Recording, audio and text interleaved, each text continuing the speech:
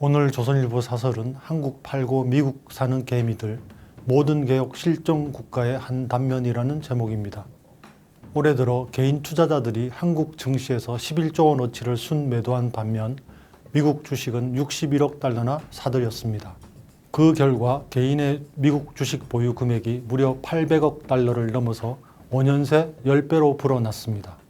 직접 투자뿐 아니라 상장 지수 펀드 같은 펀드 상품도 미국 투자 쏠림이 심해지고 있습니다.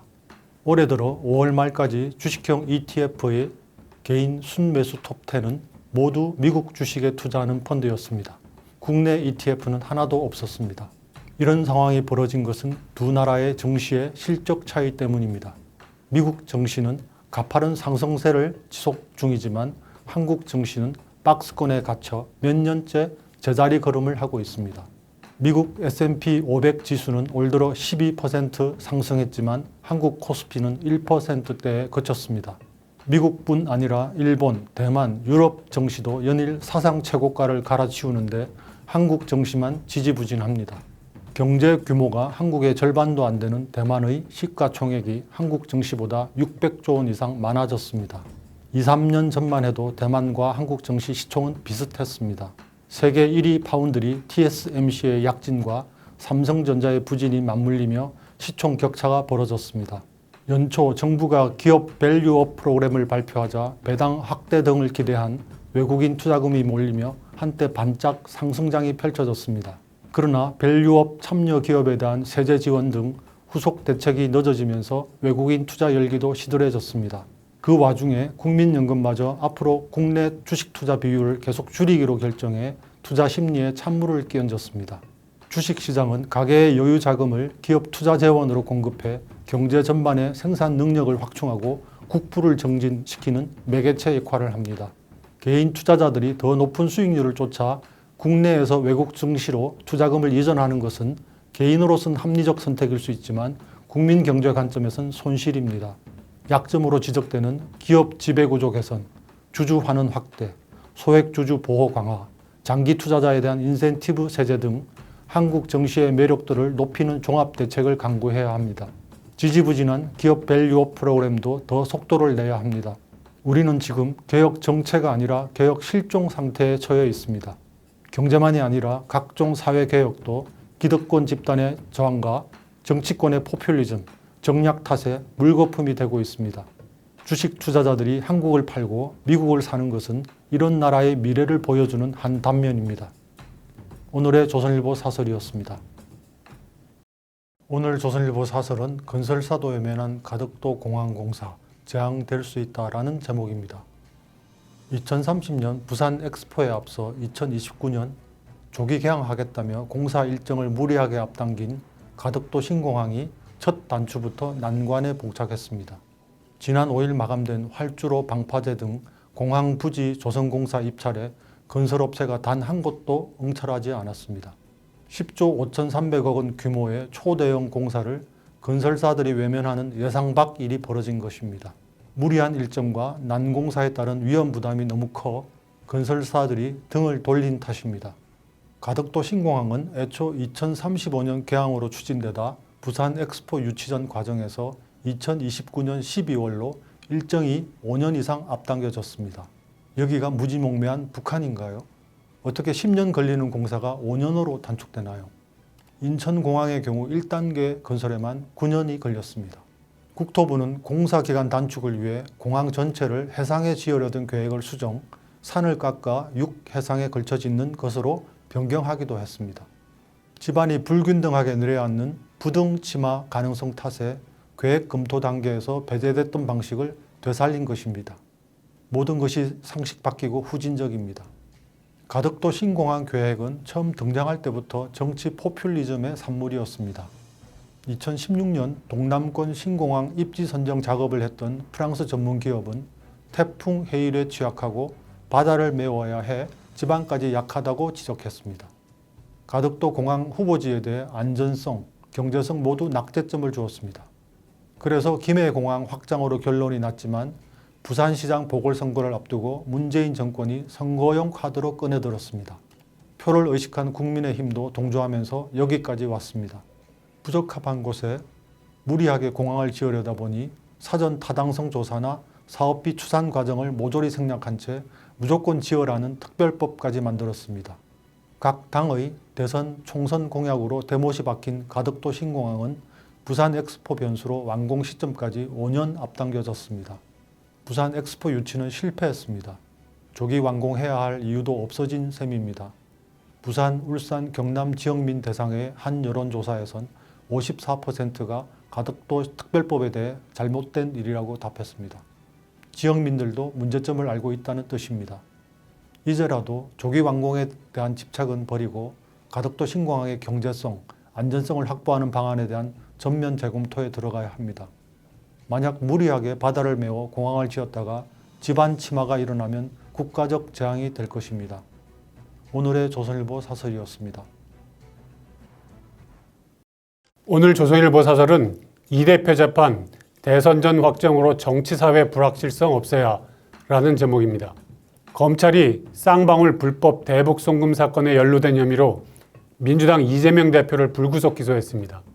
며칠 전 법원은 이 사건으로 기소된 이화영 전 경기도부지사에게 징역 9년 6개월의 중형을 선고했습니다. 이 대표가 공범 혐의로 기소되는 것은 정해진 수순과 같습니다. 이 사건은 김성태 전 쌍방울 회장이 2019년 이화영 씨 요청으로 북한의 스마트팜 사업비, 이재명 당시 경기지사의 방북 비용 등 총 800만 달러를 대납했다는 것입니다. 재판부는 이를 인정하면서 대납 사실이 이화영 씨를 통해 이 대표에게 보고됐고 그 과정에서 이 대표와 두 차례 직접 통화도 했다는 김 전 회장의 진술도 신빙성이 있다고 했습니다. 이 대표는 일관되게 사건 조작이라고 합니다. 앞으로 재판을 통해 이 대표의 유무죄가 판명될 것입니다. 이제 남은 문제는 이 대표 재판이 정상적으로 진행되느냐는 것입니다. 이 대표는 금고 이상의 형이 확정되면 대선에 출마할 수 없습니다. 하지만 이 사건 대법원 확정 판결이 대선 전까지 나올 수 있을지는 불투명합니다. 만약 이 대표가 대법원 판결이 나오지 않은 상태에서 대선에 출마하면 큰 사회적 논란이 벌어질 것입니다. 재판 중인 피고인이 대통령에 출마한 전례가 없습니다. 이 대표가 당선될 경우 재판이 중단되느냐는 헌법적 논란도 벌어질 수밖에 없습니다. 우리 헌법은 대통령은 내란, 외환의 죄를 범한 경우 외에는 재직 중 형사상 소출을 받지 않는다고만 돼 있고 재판 중이던 재판에 대한 언급은 없기 때문입니다. 이런 혼란을 막을 수 있는 확실한 방법은 법원이 대선 전에 확정 판결을 내리는 것입니다. 1심, 2심, 3심 모두 집중 심리를 통해 재판한다면 가능한 일입니다. 하지만 지금까지 법원이 이 대표 사건에서 보여온 모습을 보면 과연 그러겠느냐는 의구심이 듭니다. 이 대표는 이미 대장동 비리, 선거법 위반, 위증교사 사건 등 3개 재판을 받고 있습니다. 이 중 선거법 위반, 위증교사 사건은 비교적 간단한 사건입니다. 위증교사 사건에선 위증한 당사자가 이미 혐의도 인정했습니다. 그런데도 두 사건은 각각 1년 9개월, 8개월이 지난 지금까지 1심 선고도 안 나왔습니다. 선거법 위반 사건 1심 재판장은 재판을 1년 4개월 끌다 선고도 하지 않고 돌연 사표를 내기도 했습니다. 민주당의 사법방해도 심각합니다. 최근 대북 송금 사건 수사검사에 대한 특검법을 발의했고 검사는 물론 판사까지 처벌할 수 있는 법 왜곡죄를 신설하는 방안도 검토 중입니다. 판사 탄핵까지 할 수도 있습니다.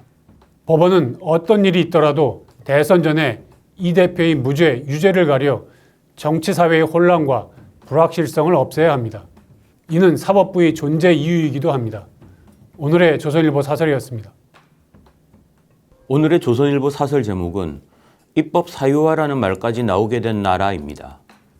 민주당이 12일 쌍방울 대북 송금 사건을 수사하는 검찰이 없는 죄를 만들기 위해 진술을 회유한 의혹이 있다며 수사기관의 위증 강요를 처벌하는 수사기관 무고죄를 신설하겠다고 했습니다. 대장동 변호사 출신 의원들은 특정인을 처벌하려는 수사라는 의심이 들 경우 판사가 영장을 기각해야 한다는 내용의 표적수사금지법도 발의했습니다. 이재명 대표가 대북 송금 관련해 추가 기소되자 방탄을 위해 형법과 형사소송법까지 바꾸겠다는 것입니다. 민주당은 이미 대북송금 사건을 수사한 검사를 수사하는 특검법을 추진 중입니다. 대통령이 거부권을 행사하면 수사검사를 탄핵하겠다고 했습니다. 이화영 전 경기부지사에게 대북송금 유죄를 선고한 재판부를 비난하며 심판, 판사도 선출해야 라고 했습니다. 피의자가 재판에 불복해 판사를 고발할 수 있고 법을 잘못 적용한 판검사를 처벌하는 조항까지 만들려고 합니다. 민주당은 이미 검사를 탄핵한 적이 있으니 판사를 탄핵하는 폭거를 충분히 저지를 수 있습니다. 국회를 장악한 정당이 국민이 아니라 오로지 이 대표 한 사람을 위해 입법권을 마구잡이로 휘두릅니다. 민주당은 개인 보복성 법안도 쏟아내고 있습니다. 권익위원장으로서 내부 고발을 당했던 전현희 의원은 김건희 여사 명품백 사건을 종결한 권익위에 대한 특검법을 추진하겠다고 했습니다. 최민희 의원은 국회 추천 방송통신위원 후보를 대통령이 무조건 임명하도록 하는 내용의 법안을 발의했습니다. 최 의원은 지난해 민주당 목 방통위원으로 추천됐지만 윤석열 대통령이 최 의원의 허위사실 유포 관련 전과 등을 문제 삼아 임명을 보류했었습니다. 딸 명의로 사업자 대출을 받아 강남 아파트를 산 양문석 의원은 언론 보도에 징벌적 손해배상을 물리는 언론중재법 개정안을 발의하기도 했습니다. 민주당은 이 대표가 대선 후보가 되는데 방해가 되는 당헌 당규 등 당 내부 법도 모두 바꾸고 있습니다. 국가의 법률은 국민이 아닌 그 누구를 위한 것도 될 수 없습니다. 그런데 민주당은 이 대표 한 사람을 위해 국가의 법과 당 내부법을 마음대로 만들고 바꾸려 합니다. 입법의 사유화라고 불러도 지나치지 않습니다. 우리 정치가 많은 곡절을 겪었지만 입법의 사유화라는 말까지 나올 줄은 몰랐습니다. 오늘의 조선일보 사설이었습니다. 오늘 조선일보 사설 제목은 제2통진당 사태 발생 땐 민주당이 책임져야입니다. 진보당은 14일 김재현 전 통진당 의원을 당대표로 선출했습니다. 통진당은 유사시 우리 국가기관시설 타격을 모의하다 적발돼 2014년 헌법재판소에 의해 해산됐습니다. 김 대표는 그때 통진당 의원이었습니다. 진보당은 그동안 자신들이 통진당과 무관하다고 주장해왔습니다. 당 홈페이지에서도 통진당 결성과 해산 때의 과정을 생략한 채 2017년부터의 활동만 보여주고 있습니다. 그러나 이번에 통진당 출신 전 의원을 당대표로 선출하면서 통진당의 후신임을 스스로 증명했습니다. 강제 해산된 진보당이 원내 3석으로 부활한 데는 민주당의 도움이 결정적이었습니다. 통진당은 해산 이후 민중당, 진보당으로 이름을 바꿔가며 활동을 이어왔지만 4년 전 총선에서 단 한 명의 당선자도 내지 못한 아스팔트 정당에 불과했습니다. 그러나 2023년 전주 을 재선거에서 강성희 의원이 당선되면서 원내 정당으로 부활했습니다. 민주당이 그 지역 후보를 공천하지 않는 방식으로 진보당에 길을 터주었기 때문에 가능한 일이었습니다. 민주당은 지난 총선 때는 야권연대라는 이름으로 진보당 출신 3명을 자신들의 위성정당 비례대표 후보로 공천했습니다. 민주당은 울산 북구를 비롯해 지역구 60여 곳에서도 진보당과 단일화를 했습니다. 진보당 후보 중에는 주한미군 사격훈련장 폐쇄운동을 하거나 내란 선동죄로 유죄를 받은 이석기 전 의원의 사면 복권 운동을 한 사람도 있었지만 민주당은 이를 문제 삼지 않았습니다. 지지율 1%대에 머물던 진보당이 이번 총선에서 비례 2명, 지역구 1명의 당선자를 내도록 밀어주고 당겨준 것이 민주당입니다. 진보당 강령에는 불평등한 한미관계 해체, 대외 의존적 경제체제와 재벌 해체 같은 내용이 담겨 있습니다. 대한민국 발전의 동력이었던 시장 경제와 한미 동맹을 근본적으로 부정하고 있습니다. 이런 사람들이 국회에 진입했습니다. 국회의원은 상임위가 무엇이든 정부의 정책과 예산을 사실상 무한대로 들여다볼 수가 있습니다. 북한을 도와 우리 사회 내에서 파괴 활동을 하려던 정당이 국회에 다시 들어와 무슨 일을 할지 우려가 커지고 있습니다. 10년 전에는 헌법재판소가 통진당을 강제로 해산했지만 이번에 유사한 사건이 발생하게 되면 민주당도 함께 그 책임을 지지 않을 수 없습니다. 오늘의 조선일보 사설이었습니다.